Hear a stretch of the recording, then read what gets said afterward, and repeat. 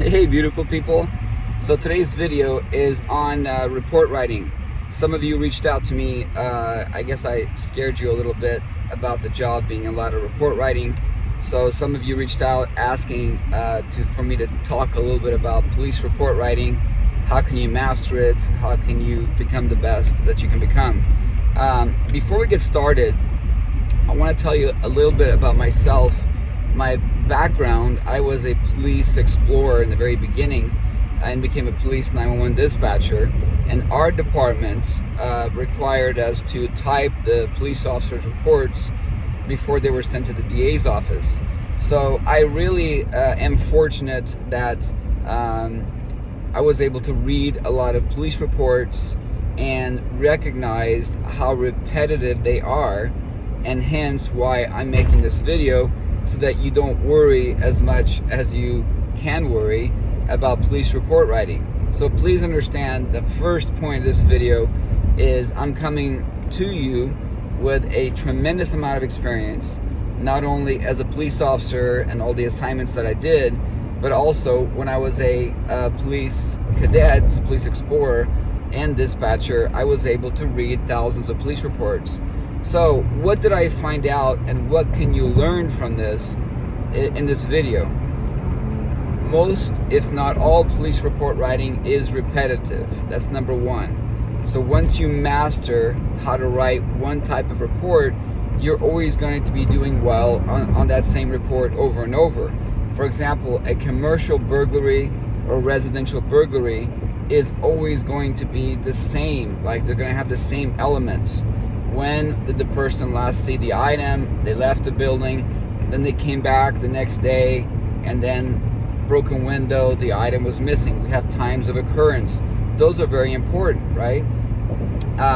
Who discovered the crime, right? Who discovered the crime? That's very important, right? And so let's start breaking down into the type of calls that you're going to handle. First off, 70% of the police calls that you're going to handle are going to be closed out on the computer in a very short paragraph. 70%, that's quite a lot, right? 70%. So you looking for a person, suspicious person, you get there, you're UTL, unable to locate. You looked everywhere, the person's gone. You type on the computer, check the area, unable to locate, UTL, car closure, whatever your department calls it. My department called it a car closure. Like I said, 70% of them were like that. Somebody called, there was a lot of yelling in the park, two people yelling, possibly physical.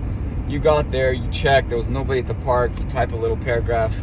I arrived at the park, drove around a couple times, no one at the park. GOA means gone on arrival. UTL, unable to locate. That's your report. That's how fast you can close it out on the computer.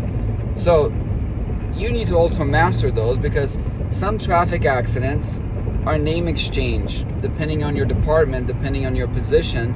If you're assigned to traffic, you obviously can do a name change as well. But if you're a patrol, you're responding to police calls for service, you have traffic accidents, they're just a minor fender bender. Most departments don't do a full-blown investigation nowadays. They did when I was a police officer. But those are, car closure, name exchange. So I hope this lifts some relief, some stress from you in terms of, oh my God, how am I going to master report writing? You're going to master report writing because, number one, you realize that 70% of it, you're not going to find the person, you're not going to find the suspect. So it's going to be closed out on the computer. You can pull an incident number. All calls for service have an incident number. And if your department requires it, you can also pull a case number, and then you can close it out on the computer. So, once you've checked the area, unable to locate, you drive to a safe location, okay, and then you close out the computer, or close out the call on the computer. Don't do report writing on a call that you've been dispatched to. That's bad officer safety. The suspect can walk up on you while you're busy typing your paragraph, and it's never a good ambush situation, right? So you go over there, check the area, unable to locate, UTL, GOA, gone on arrival. These are little acronyms that we use. and then you car closed it, or whatever your department says, right? Now, what about the other calls, right? The other calls for service. So, having been a 911 dispatcher, I want to tell you really quick, you have to identify what kind of call it is. If it's officer initiated, it's on view, right? If it's dispatched, it's obviously dispatched. So somebody calls 911, they report somebody suspicious in the park, that's a dispatch call, right? So if you have to write a report on that, you're going to say that on such and such date, such and such time, you were dispatched to such and such location for a verbal argument at the, John Smith Park, right? And then you go from there. That's how your report always starts. Date and time, what type of call was it, were you dispatched or on view? You could also do a report on view, right? On such and such date, such and such time, while patrolling John Smith Park, I observed, male, female in a verbal argument by the barbecue pit, period. Notified dispatch, I call for backup, right? Backup, always call for backup, and go from there, right? So in your mind, start thinking about also crime elements, right? Crime elements. In my classes, I say calling a nun a stupid pig, should be illegal. There was another word in there I don't want to use, but it's not illegal. So if it's not against the law, there's no elements, so you can't enforce that thing. So also be careful about that. I'm going to pause the report writing and tell you something really quick. Before you do a stop, before you do a contact on a person, make sure that you have some type of suspicion that crime is afoot. You can't just be contacting people at random, ordering them to stop. It's going to be unlawful detention. You're going to get in trouble later on with your department and the court, etc. So anyway, back to report writing. So let's just take one. Secretary worked late. She got off at 7 p.m. She locked up the office. She went home on a Wednesday night. She came back on Thursday morning at 8 o'clock, and the window's broken to her office. Laptop is missing. Broken glass. She thinks the suspect's still in the building. So you're going to get dispatched to that call, right? So she called 911 at, say, 8:15. On your computer, it'll say what time the person made the call, and that's when you were dispatched. Let's say she called in at 8:15, and then you were dispatched at 8:17. So your police report needs to always match information on the computer, on the call log, right? So on Thursday, June, blah, blah, blah, year 2022, you were dispatched to possible, right? You always say possible, commercial burglary report at, Amazon warehouse located at 1234 Smith Street, your city, your state, etc., etc. Upon arrival, you contacted Jane Doe, and then she told you that the suspect might still be in the building, or you should suspect this because you're not going to start a report until you clear the building. So you're going to call for a canine, you're going to call for a backup, and they're going to clear the building. Okay, boom, the building's been cleared. Have the backup officer kind of walk around the building outside, see for any evidence, check for any items. Maybe he stole the laptop and then discarded it in the dumpster. You should always check dumpsters around crime scenes, etc. That's where suspects throw stuff into.